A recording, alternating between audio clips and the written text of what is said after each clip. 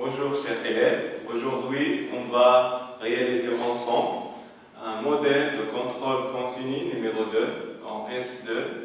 Donc les objectifs de cette séance-là sont les suivants. On va savoir les composants principaux d'un contrôle et leur importance. Puis on va comprendre les consignes, on va voir comment on peut comprendre les consignes d'un contrôle et le synonyme des verbes d'action utilisés dans ces derniers. Ensuite, on va acquérir des techniques de répondre sur les questions d'un contrôle. On va voir comment on peut avoir des techniques, comment répondre sur les questions d'un contrôle. Alors, les données visées par ce contrôle-là, ce sont la reproduction et l'hérédité chez l'homme.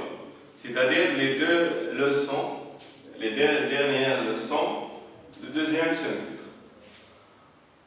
Donc, les capacités visées par ce contrôle-là sont, premièrement, premier composant important de contrôle, c'est la restitution des connaissances. Elle prend un tiers des notes de contrôle, à peu près 8 points. Alors, les objectifs de cette partie-là, la restitution des connaissances, sont la restituer les connaissances, redonner les connaissances que vous avez acquis bien sûr, choisir les connaissances adéquates. Et on va voir des exercices et des exemples des questions de restitution des connaissances dans le contrôle. Alors, deuxième composant principal, c'est le raisonnement scientifique et communication écrite et graphique. On donne à peu près les 2 tiers de la note de contrôle pour ce constituant. Alors, les objectifs de ce constituant sont, premièrement, sélectionner et organiser des informations liées au thème choisi. Deuxièmement, distinguer entre les informations essentielles et celles considérées comme secondaires. Troisièmement, développer le sens d'observation, comment on peut observer les documents. Mobiliser, quatrièmement, des acquis pour résoudre le problème scientifique posé. Mobiliser nos acquis. Cinquièmement, exploiter les informations pour résoudre un problème scientifique donné et pour interpréter le phénomène posé à l'étude. Sixièmement, décrire et analyser. On va expliquer dans le contrôle, l'exemple de contrôle, ces verbes d'action, décrire, analyser des données scientifiques afin de déduire et de généraliser des résultats. Septièmement, comparer des données et interpréter les résultats. Et dernièrement, huitième, il faut exprimer et argumenter vos points de vue. Alors, chers élèves, maintenant on va passer aux choses sérieuses. Alors, vous pouvez prendre une feuille et un stylo et vous pouvez répondre aux questions de ce contrôle. Alors, on va commencer par la partie, comme on a dit, de la restitution des connaissances. Sur elle, on donne 8 points. Alors, premier exercice, exercice 1. Donc, cette partie, c'est là 8 points. Donc, cette partie elle contient seulement un seul exercice. Donc, première question, répondre par vrai au fond devant chaque expression. Donc, vous avez les expressions de A jusqu'à E. Donc, vous voyez, est-ce que cette expression, ou bien cette proposition, est-ce qu'elle est fausse ou bien correcte? C'est-à-dire vrai au fond. Donc, c'est simple. On donne 2,5 points pour cette question, c'est-à-dire 0,5 à chaque proposition. Donc la proposition A, la cellule mâle de la reproduction et le spermatozoïde. Donc la proposition B, l'utérus produit les ovules. La proposition C, les testicules produisent des spermatozoïdes de manière cyclique. D, à partir de la ménopause, la production de spermatozoïdes s'arrête. E, les règles proviennent d'un écoulement d'eau des ovaires. Donc je pense que vous avez répondu, c'est simple, c'est facile. Alors si on prend la proposition A, la cellule mâle de la reproduction et le spermatozoïde. Donc oui, c'est que la cellule mâle, c'est-à-dire gamète mâle, c'est le spermatozoïde bien sûr. Donc c'est une proposition qui est vraie. Alors deuxième expression, deuxième proposition, l'utérus produit les ovules. Donc on sait, d'après ce que vous avez étudié dans la reproduction chez l'homme, que les ovules se produisent dans l'ovaire et n'est pas dans l'utérus.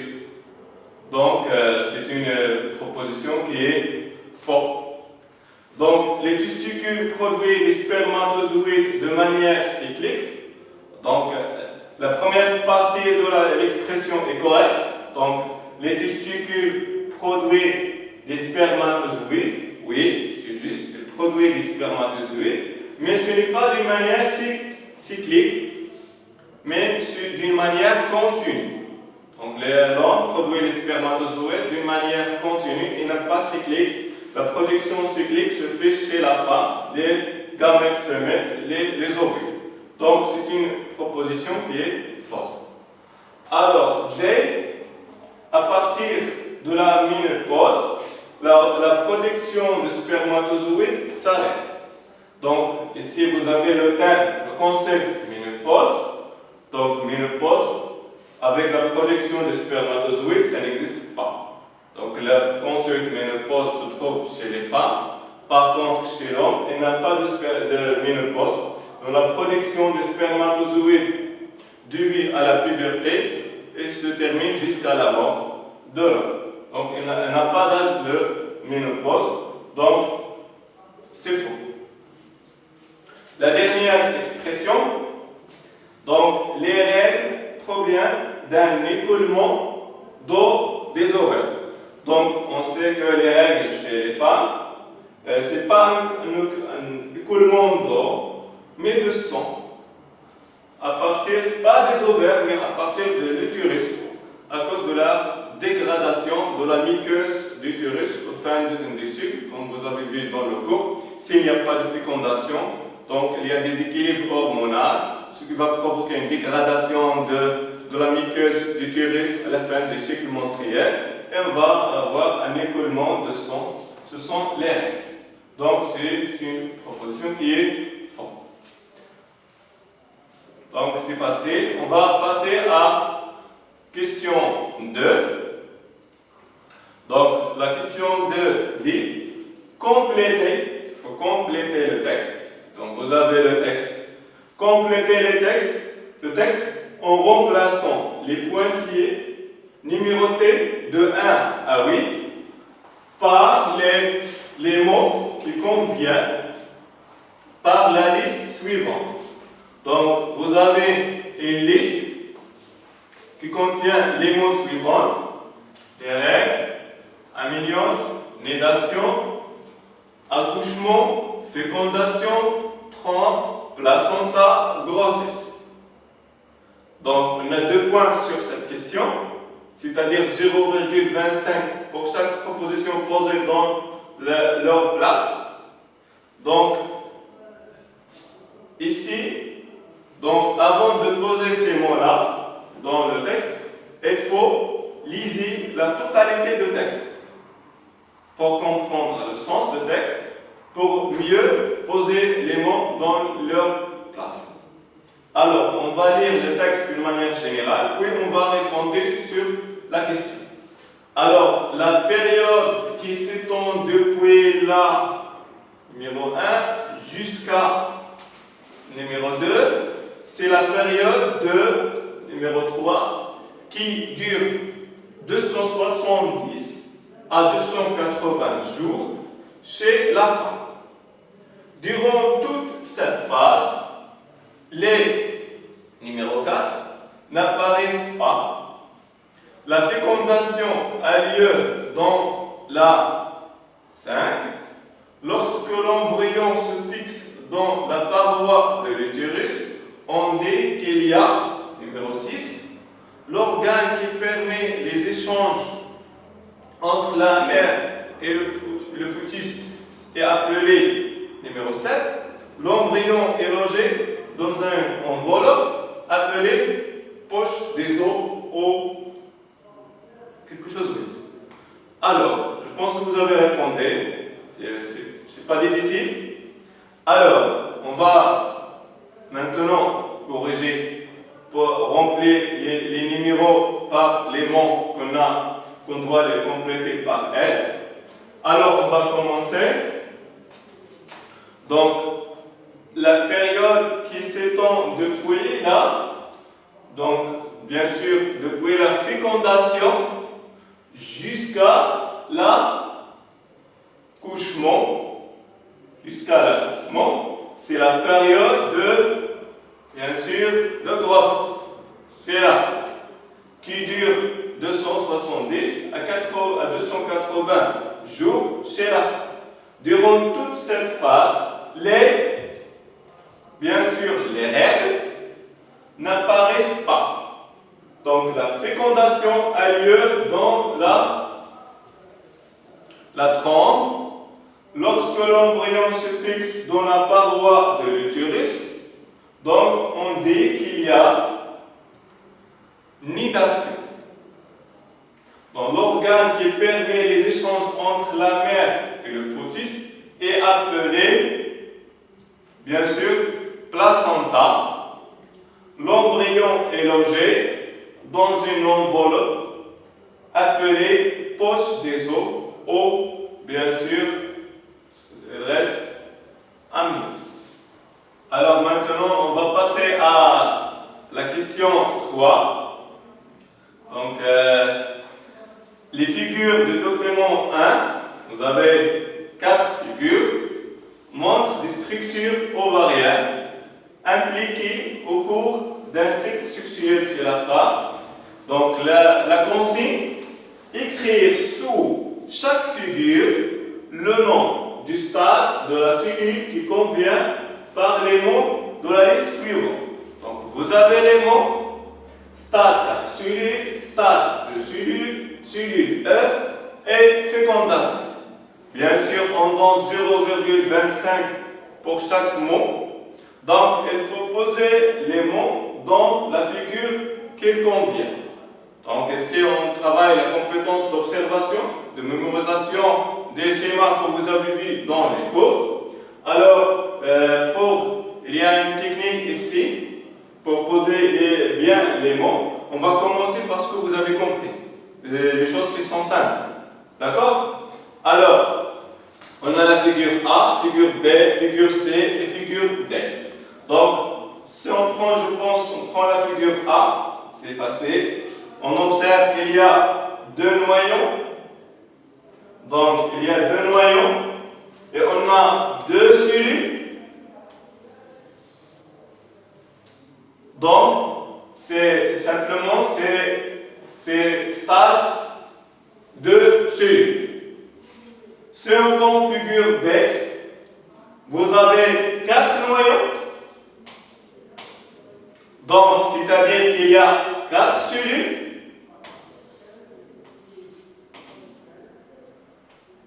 Donc, c'est stade 4 cellules. Figure C. La figure C, il y a un spermatozoïde là, qui a pénétré dans l'ovule par la tête seulement. Donc, c'est le phénomène de la fécondation. Figure D, on observe qu'il y a 2 noyaux ici, noyau mâle et noyau femelle.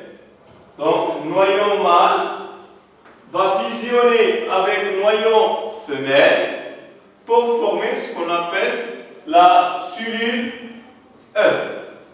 Donc, après la fécondation, bien sûr. Et comme ça, on a donné à chaque figure le nom qu'il contient. Alors maintenant, on va passer à l'exercice 4, ou bien la question 4. On est toujours dans le même exercice, exercice 1. En utilisant maintenant les chiffres et les lettres, vous avez les lettres, vous avez les chiffres associés, liés, chaque moyen contraceptif au rôle correspondant. Même chose ici, 0,25 pour chaque réponse juste. Donc vous avez un tableau formé de deux colonnes. Un colonne qui contient les moyens contraceptifs et un colonne qui contient leur rôle. Donc vous avez les moyens contraceptifs spermicide, B, préservatif, C, stérile et D, pilule. Pour le rôle, 1. Empêche l'anidation de l'embryon. 2. Empêche l'ovulation. 3. Détruit les spermatozoïdes. Et quatrièmement, empêche l'arrivée des spermatozoïdes dans le vagin.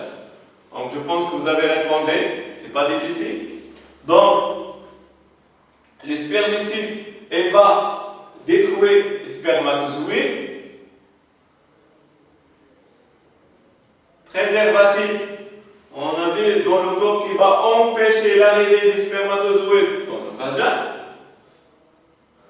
Stérilé, elle va empêcher lui aussi l'anidation de l'embryon, parce que le stérilé elle est dans l'utérus, elle empêche le phénomène de nidation. Pilule, il forme des hormones, donc ils vont perturber le cycle menstruel et vont empêcher l'ovulation. Alors, c'est simple, on va passer maintenant à la 5e question. C'est une question à choix multiple.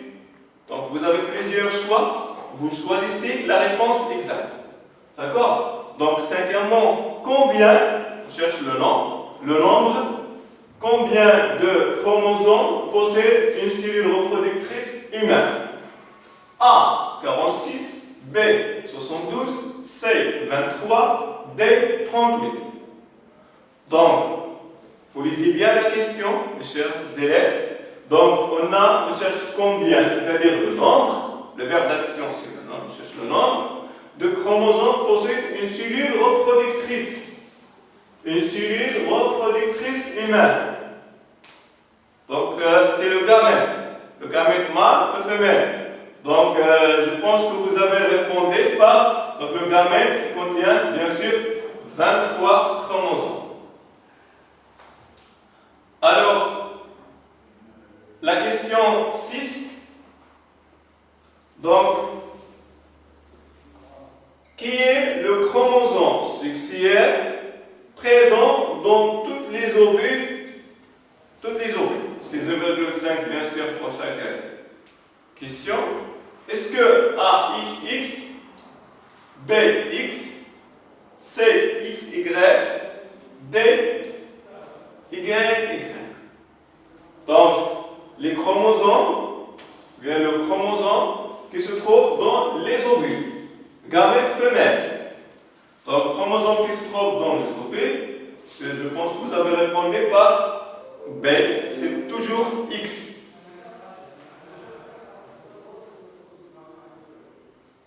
La dernière question à choix multiple.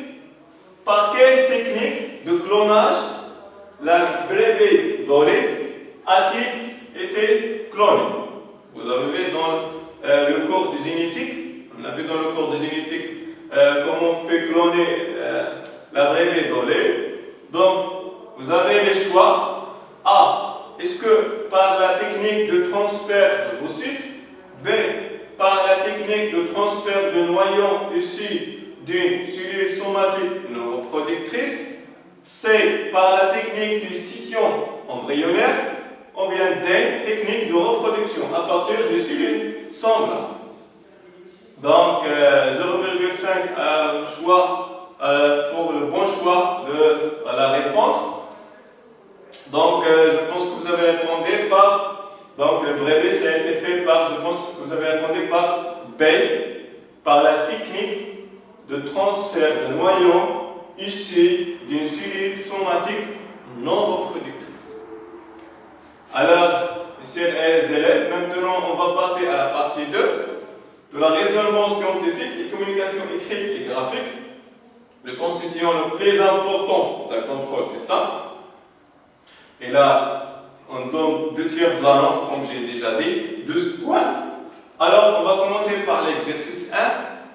6 points pour ce exercice. Alors, le document 1 montre des structures ovariennes impliquées au cours d'un cycle sexuel chez la femme. Donc, on a le cycle menstruel, et ici, des structures dans l'ovaire, dans le cycle ovarien ou bien dans le cycle menstruel. Il y a la structure A, la structure B, C, D, E. Alors, on va passer aux questions. Donc, la première question, identifier les structures A, B, C, D, E. On donne 1,25 points. Donc, c'est-à-dire 0,25 à chaque structure. Juste. Donc, identifier, c'est-à-dire donner le nom. Donner le nom de structure. Deuxièmement, en vous référant à un cycle de 28 jours, prends en considération qu'il y a un cycle de 28 jours, classez ces structures dans l'ordre chronologique normal, tout en précisant la phase du cycle ovarien à laquelle correspond chaque structure. On va revenir à cette question. Troisièmement, identifier la structure X et faire un schéma à long terme. Il faut identifier la même chose, connaître la structure S, X, et faire un schéma long terme. Alors, si on prend la première question, identifier les structures A, B, C, D, revenons à notre schéma.